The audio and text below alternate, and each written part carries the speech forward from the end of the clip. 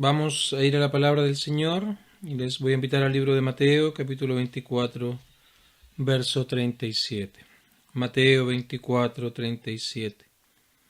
Mas, como en los días de Noé, así será la venida del Hijo del Hombre.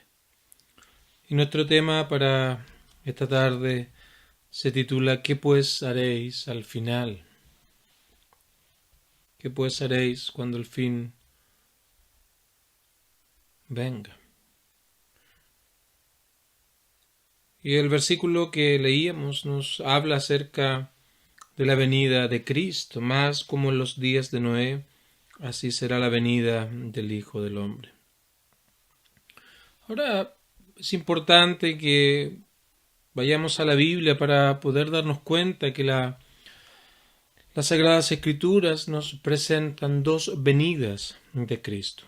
La primera de ellas es la venida de misericordia, la venida de bondad, la venida de gracia, cuando Cristo el Salvador, siendo Dios, la segunda persona de la Santísima Trinidad, no usó aquello como una excusa, no usó aquello como algo a que aferrarse, sino más bien Él de manera voluntaria, por amor y en obediencia al Padre, vino a esta tierra tomando una naturaleza humana para ser nuestro representante, nuestro fiel representante. Y habitó entre nosotros porque vino a cumplir una obra que Dios le había encomendado, redimir a su pueblo de sus pecados, libertar a su pueblo de sus pecados. La palabra redención es tomada de varias palabras que son traducidas como redimir o redención, que nos muestran principalmente dos cosas, entre muchas otras, quiero resaltar tan solo dos. En primer lugar, nos habla de nuestra condición, de lo que éramos, y en segundo lugar nos habla acerca de la obra de Cristo. Porque es tomado de un mercado donde se transaban esclavos.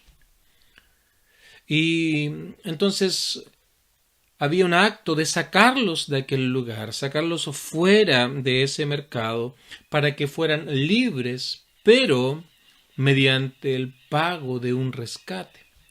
Y allí se ilustra precisamente la condición del hombre, la condición espiritual delante de Dios de cada ser humano, de esclavitud, de estar confinados y apartados de Dios. Pero por otro lado, la obra de Cristo de poder pagar un precio para que el hombre pueda ser apartado, quitado de aquel lugar y ser declarado libre. Esa es la obra que Cristo vino a hacer. Y él expresó: yo no he venido a llamar a justos, sino a pecadores al arrepentimiento, porque obviamente el hombre ahora, para poder estar en comunión con Dios, debe reconocer su condición de estar esclavo, lejos de Dios, ensimismado en sus propios razonamientos. Y ahora entonces creer que la obra de Cristo en la cruz es suficiente, requiere para poder estar en comunión con Dios. Y ese era el mensaje de Cristo, el mensaje de nuestro Salvador mientras estaba en esta tierra. Un arrepentimiento de nuestros pecados delante de Dios, un reconocimiento de nuestra realidad, un reconocimiento acerca de nuestra propia condición caída, lejos de Dios, pero a la vez era un reconocimiento de que tan solo por creer en Cristo, que su obra redentora era suficiente, que el hombre ahora podría alcanzar reconciliación con Dios. Obviamente aquello nos habla de amor, nos habla de misericordia, cuando Cristo vino a hacer todo aquello, pero la respuesta que halló del hombre fue una respuesta de rechazo, fue rechazado por completo. Y las personas, el pueblo, los religiosos de la época cuando Cristo estuvo en esta tierra, fueron indiferentes a su llamado o le rechazaron de manera directa y abierta. Prefirieron seguir creyendo en su propia idea acerca de la vida, en su propia idea acerca de la eternidad, o simplemente ellos prefirieron seguir el camino que llevaban sin considerar con seriedad el mensaje que Cristo había venido a anunciar. Esa fue la venida de misericordia. Fue rechazado, fue llevado a la cruz, fue castigado duramente, fue burlado, menospreciado. La Biblia nos narra aquellas últimas horas de la vida de Cristo en su cuerpo físico, que no hay ninguna película, ninguna imagen que pueda dimensionar realmente el sufrimiento que nuestro Salvador llevó. Pero aquello no es nada en comparación al sufrimiento en el alma que Él tuvo que experimentar allí en la cruz del Calvario, cuando ya no eran los hombres, sino que era Dios mismo que estaba cargando sobre Cristo en el madero de la cruz las consecuencias del pecado de todos aquellos que iban a creer en Cristo y depositar su confianza total y plena en Él. Así que Dios cargó las consecuencias del pecado de millones de personas, y aquello fue el precio por el rescate de la vida de ellos, la muerte de Cristo en la cruz del Calvario. Una venida de amor, de bondad y de misericordia.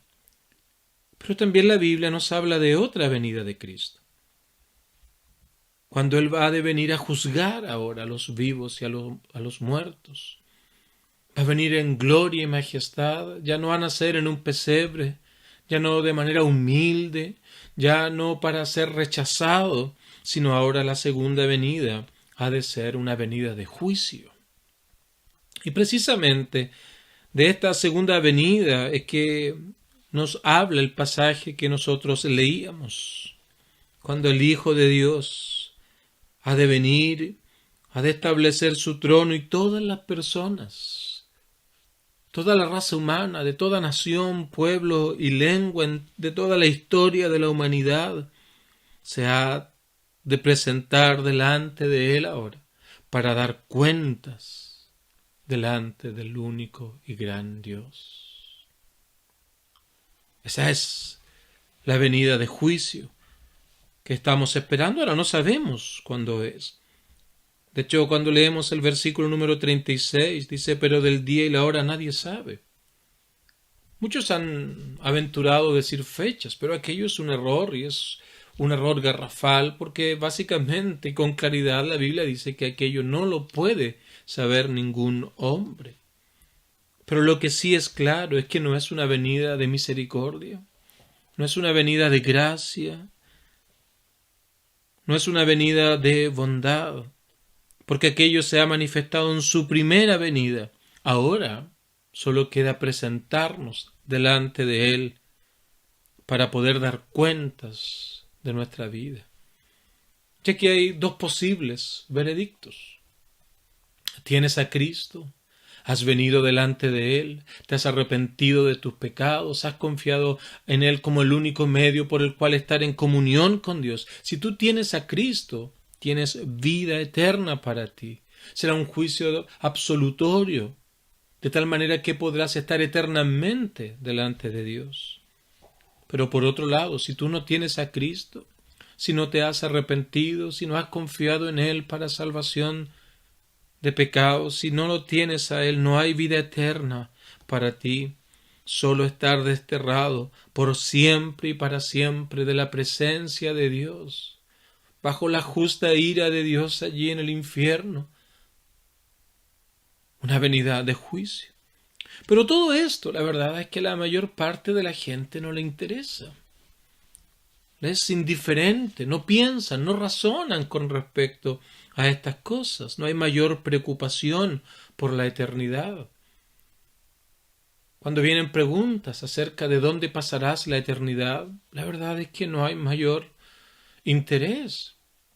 Tal vez puedes ir a algún funeral y al ver la escena que se presenta delante de ti pueden venir ciertas preguntas acerca de qué irá a ser de ti, pero el paso de las horas, de los días, simplemente confirman tu indiferencia porque es echado el olvido con rapidez. Así que no hay preocupación, sino más bien indiferencia a todas estas verdades. Nadie piensa en la eternidad, nadie piensa en aquel último gran día, porque todo nuestro interés está puesto en el aquí y en el ahora. Así que las personas no prestan atención al llamado de Dios.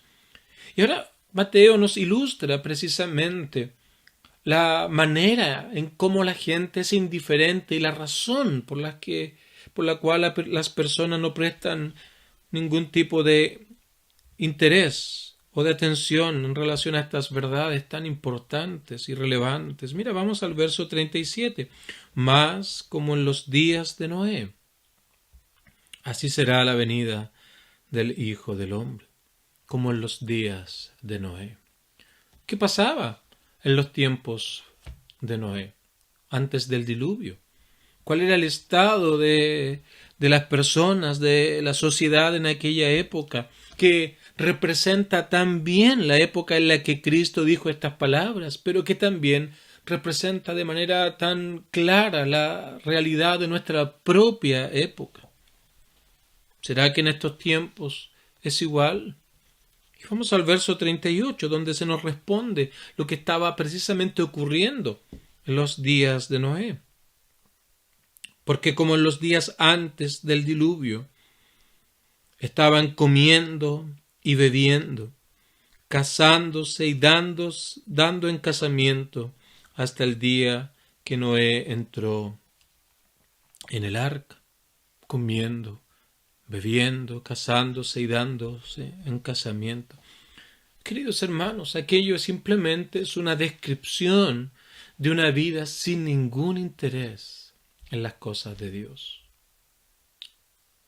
Una vida que no consideraba los caminos de Dios, que no había gratitud para con Dios, no había reconocimiento acerca del único Dios verdadero, sino más bien ellos estaban inmersos en sus actividades, inmersos en su propia vida, centrados en sí mismos.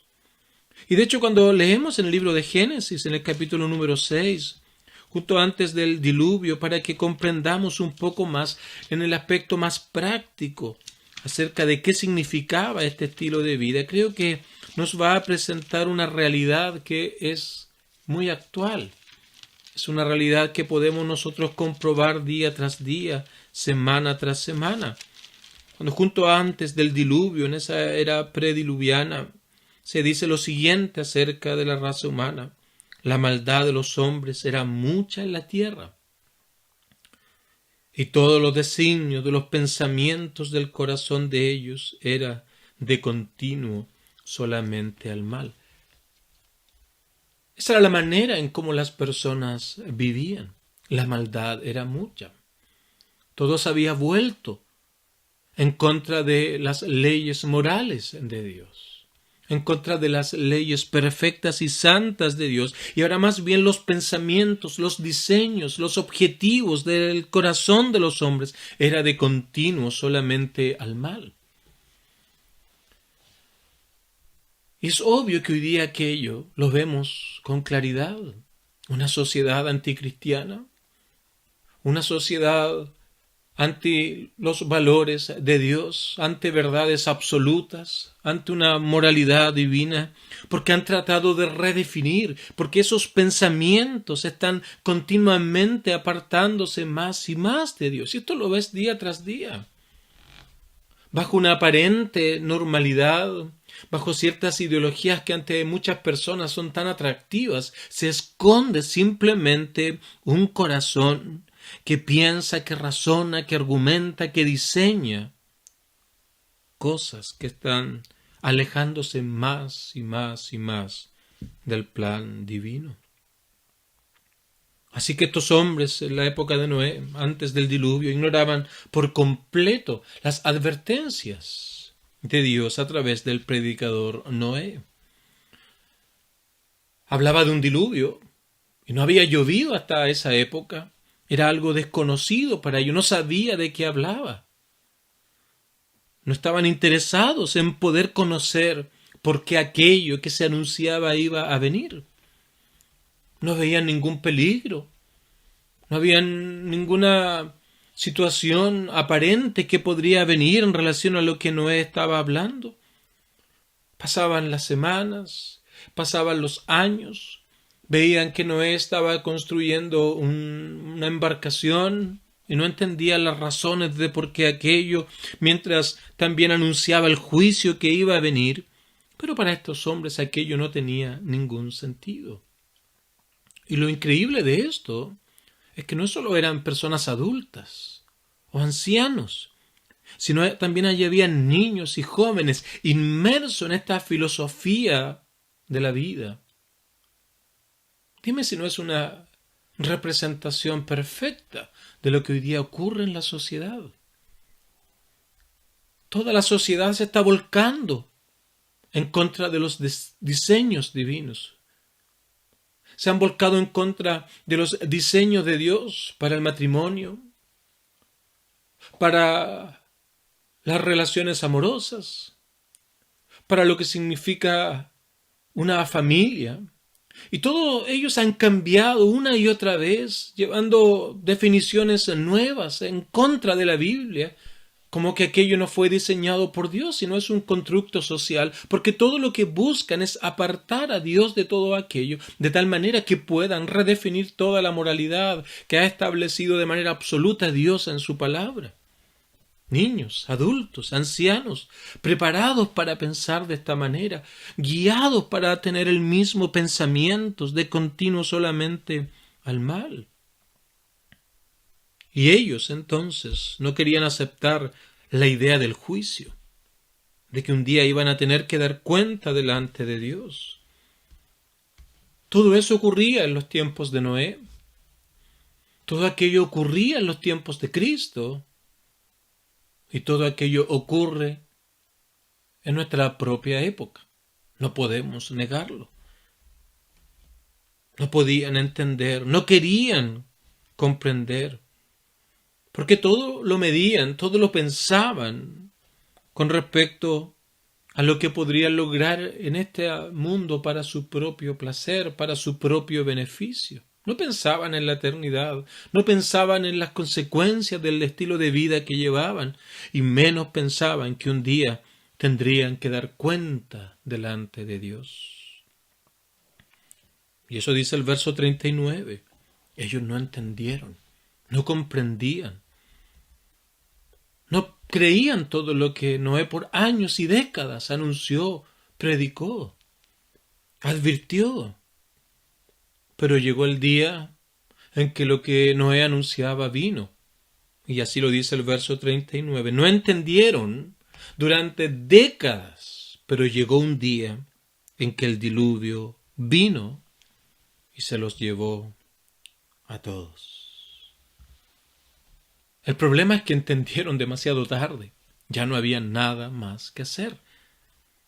El diluvio, las aguas que cayeron entonces, se los llevó a todos. Piensa, burlándose de Noé, tomando todo a la ligera, siguiendo sus propios caminos, sus propios pensamientos, sus propias ideas de la vida, sin considerar al Creador, sin considerar a Dios, y de repente, suave, ante sus propios ojos, comprobaron que todo lo que Noé anunciaba era una verdad. Pero lo terrible es que ya no había esperanza. Lo terrible es que ya no había nada más que hacer. El arca que Dios había mandado a construir a Noé fue cerrado.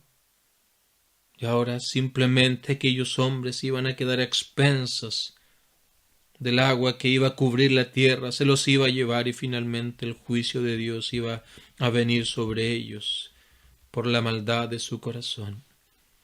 Y mira lo que dice el verso 39. Así será también la venida del Hijo del Hombre. Así Él ha de venir. Tal vez tú puedes pensar, esto no me va a pasar a mí. No me interesa. Estoy tan bien, me siento tan contento con la vida que llevo, así que la verdad es que esto no tiene mayor relevancia para mí. Y no entiendes ni comprendes. pero un día el Señor ha de venir para juzgar. Antes vino en misericordia, en bondad, a entregar su vida en rescate, para redimir al hombre de sus pecados, pero ahora Él viene con juicio. De hecho, Pedro nos habla que mientras se preparaba el arca, durante todos esos años que nos estuvo construyendo y anunciando el diluvio, el juicio de Dios que vendría, se mostraba la paciencia de Dios, como también lo vemos hoy en día. Tal como Noé, anunciamos, predicamos el mensaje de salvación, el mensaje de vida eterna. Semana tras semana, como iglesia, lo hacemos, para que puedas oír el mensaje del Evangelio, la manera en cómo tú puedes estar en comunión con Dios. Te hablamos acerca de todas estas cosas, y todo aquello son advertencias de Dios. Literatura que es entregada, invitaciones para asistir a la iglesia o a escuchar mensajes de la palabra del Señor. Todas aquellas son advertencias que Dios envía. También vemos todo esto que está ocurriendo como una advertencia de parte de Dios. Cuando vemos el coronavirus, esta pandemia, te demuestra que de un día para otro, cuando nadie lo espera, pueden venir situaciones que no tenías planeadas. Cuando allá en marzo, por ejemplo, los primeros días, los mismos que hoy día abogan por seguridad, los mismos que hoy día abogan por estar cuidándonos en extremo, invitaban a la gente a marchar, invitaban a la gente a manifestar su descontento, porque no pensaban que esto era algo tan grave. No pensaban todo lo que iba a ocurrir, y Dios por medio de esto nos advierte también con respecto al día del juicio. Cuando un día Él ha de venir a juzgar, de un día para otro cuando no lo esperas. Y en aquel día ya no habrá esperanza para venir delante de Dios. Ya no va a haber oportunidad para lamentarte por tu vida. Ya no va a haber oportunidad para poder alcanzar perdón de pecados. Tal como los días de Noé cuando vino el diluvio, las personas ya no pudieron hacer nada más. No había esperanza para subir al arca. No va a haber un proceso de apelación. No va a haber un proceso donde alguien pueda hacer algo por ti. Absolutamente no. El Señor ha de venir a juzgar a los vivos y a los muertos. Y todo ha de ser presentado delante de ti, cada prueba, cada día, cada instante de tu vida. Tal como en un juicio, cuando las pruebas son puestas por el fiscal y abre su carpeta de investigación y comienza a decir tal persona en tal día, tal hora hizo tal cosa, se aprovechó de ciertas circunstancias y entonces actuó de esta manera y violó la Constitución, las leyes de nuestro país, y en relación a este delito esta es la pena que corresponde. Que hace una acusación formal delante del juez. Y el juez considerará aquellas pruebas y ha de declarar una sentencia en contra del acusado, del imputado. Queridos amigos, mi pregunta entonces para ti hoy, ¿qué ha de ser de ti en el día final? ¿Qué ha de ser de ti en ese último gran día? Cuando el Señor venga a juzgar. ¿Qué dirás cuando estés frente al Señor? Como un acusado está delante del juez. ¿Cuáles son los argumentos que piensas decir en aquel momento? Si es que tienes o piensas que puedes decir algo. Permíteme hacer alguna sugerencia, tal vez, de cosas que te gustaría mencionar. Tal vez decirle a Dios que no crees en sus leyes, que no te parecen que sean justas, así que no reconoces su jurisdicción sobre ti. Tal vez oses decir algo como aquello, y sería un absurdo realmente. Como sería un absurdo cometer un delito serio e ir delante del juez cuando la policía te vaya a buscar y te lleve delante del juez para presentarte y todas las acusaciones sean puestas delante de ti. Tú simplemente digas, señor juez, yo no respeto tu autoridad sobre mí, así que no me voy a dejar juzgar por él. ¿Qué crees que va a ocurrir en aquel instante, en aquel momento? Por supuesto que no vas a poder librarte de aquel juicio que va a ser hecho en contra tuya. Y piensas que contra Dios lo puedes hacer. ¿Te das cuenta lo vano de aquel razonamiento? O tal vez puedes decirle, Dios, yo me merezco el cielo. Señor, yo me merezco, porque soy una persona justa. No le he hecho mal a mi vecino, no le he hecho mal a nadie, más bien he sido un buen ciudadano, me he portado bien. Pero tal como en un juicio van a comenzar a aparecer las pruebas, una tras otra, las evidencias de los engaños, las evidencias de los designios del corazón inclinados al mal, las evidencias del orgullo, aquellas cosas sucias, crueles, aquel egoísmo, aquella vanagloria, como en un telón comiencen a aparecer uno tras otro los registros de tu vida. No tan solo de cada año, sino de cada mes, de cada semana, de cada día, de cada hora, de cada minuto, de cada segundo, de cada instante. Simplemente no va a quedar nada más que vergüenza, nada más que lamento, porque los cargos van a ser tan claros, tan reales, que simplemente tendrás que confesar, es cierto, así es, no tengo nada más que decir. O tal vez vas a ir a donde los líderes de opinión de la sociedad, aquello que en la televisión y en los diarios te guían a hacer cosas en contra de Dios, a seguir sus caminos, a seguir sus ideologías, a seguir sus pensamientos, a seguir sus propios planes. A donde tus amigos que te decían, hey, no consideres a Dios, vive para ti, disfruta esta vida. Y vas a querer ir donde ellos para decirle, hey, mira, te creí lo que tú me decías. Tu mensaje sonaba tan atractivo. Tu mensaje sonaba tan lindo. Creí todo lo que tú me dijiste, pero la verdad es que no tenía nada de cierto. Mira la condición en la que estoy. Por favor, ayúdame. Y cuando llegues a donde ellos, te vas a dar cuenta que están siendo juzgados igual que tú, en la misma situación que tú, y tal vez más aterrados que tú, sin nada que poder decir. Ellos no te podrán ayudar. Ellos no podrán hacer nada por ti. Ellos no podrán hacer absolutamente nada en tu beneficio. Y queridos amigos, no va a haber presión social que pueda librarte. No va a haber marcha, protesta, piedras lacrimógenas o lo que sea que ha de cambiar el juicio de Dios sobre tu vida.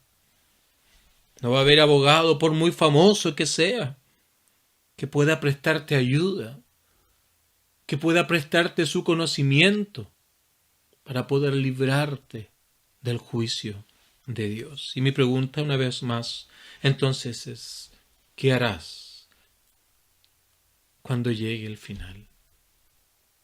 Cuando debas presentarte delante del Señor, ¿qué pues haréis? Cuando estas cosas que no te interesen, te vas a dar cuenta que son una realidad. Estas cosas que no entiendes, no comprendes, estas cosas que no deseas entender, un día te das cuenta que son una realidad. Cuando todas las advertencias que son dadas a ti por medio de amigos, vecinos, que una vez tras otra te invitan a considerar estas cosas con seriedad, pero tal vez tú las postergas o las rechazas, pero aquel día todo será una realidad. ¿Qué harás? ¿Qué pues harás en aquel día? Por eso, querido amigo, debes considerar con seriedad el llamado de Dios. Hoy es el día aceptable, dice la palabra de Dios. Hoy es el día de salvación. El mañana no te pertenece. Por eso Dios nos llama. Si hoy oyereis mi voz, no endurezcáis vuestro corazón. Queridos amigos, ¿qué vas a hacer con Cristo? Yo te invito a que puedas considerar con seriedad estas cosas. Él vino 2000 años atrás para ser un representante fiel de aquellos que con sinceridad iban a venir delante de Él en arrepentimiento y fe. Iban a venir a pedirle perdón al comprender la vida que llevaban, las consecuencias eternas, a pedirle perdón al Señor por las indiferencias, por los rechazos. Iban a venir reconociendo su pecado, lo iban a confesar delante de Dios y le iban a pedir que Él lo borre, que Él perdone, que Él quite todo aquel pecado. Le iban a decir tal vez: Señor, mira, aquí está mi orgullo, aquí están mis mentiras, aquí está mi autosuficiencia, mi autojusticia. Aquí están mis prioridades completamente erradas porque no te consideraba, no te daba gracias. Más bien detenía con injusticia la verdad, tomando y llenando mi mente de ideologías que simplemente buscaban apartarte de todo esto. Señor, perdóname.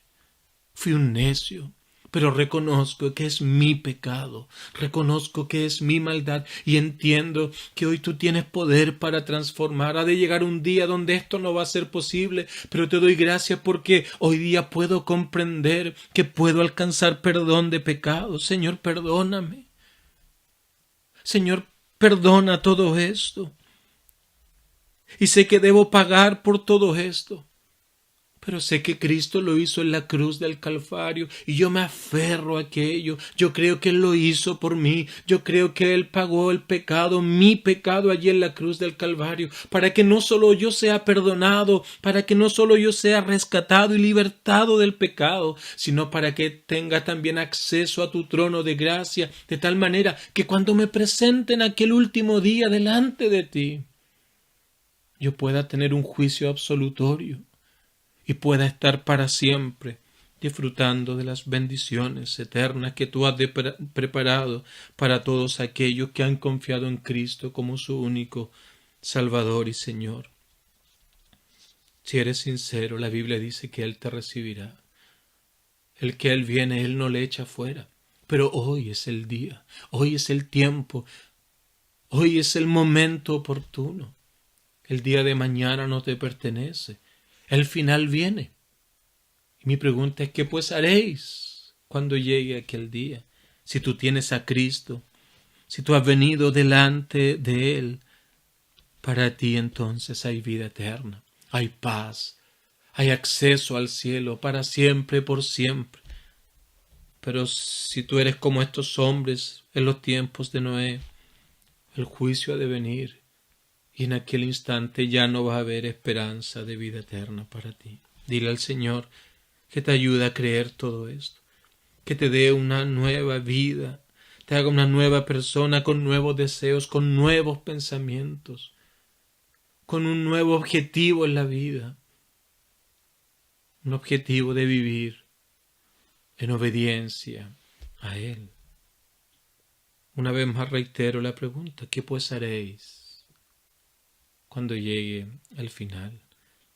Que el Señor te pueda mostrar estas cosas con claridad, las puedas considerar con seriedad y puedas venir delante de Cristo pidiéndole perdón por tu vida lejos de Él, por tus designios de continuo al mal, y puedas hallar descanso para tu alma, perdón de pecado y vida eterna. Que el Señor nos ayude a todos.